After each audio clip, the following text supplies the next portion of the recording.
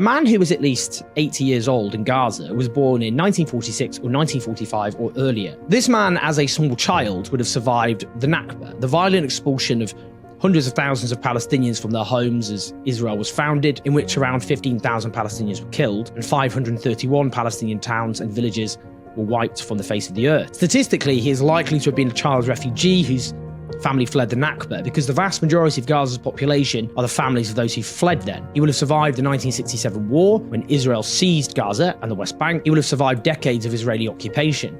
He survived the siege of Gaza, the longest siege of our age. He survived multiple brutal onslaughts on Gaza by Israel. He survived all of that.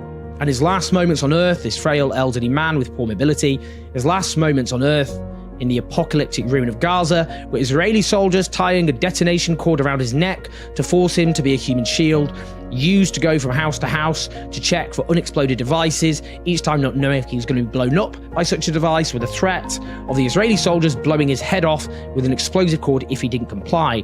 And after hours and hours and hours of that terror, that sheer terror, he was told to flee alongside his elderly wife, presumably who he'd been married to for so many decades and gone through so much together, knowing what his likely fate would be before they were gunned down after a few meters together.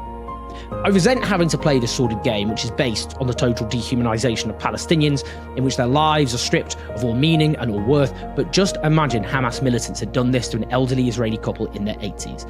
This atrocity alone would be deemed as conclusive evidence of Hamas's utter depravity, its evil. Indeed, it would be offered up as evidence of Hamas perpetrating the worst possible evil that humanity is capable of. But this is not said about the Israeli state and its armed forces.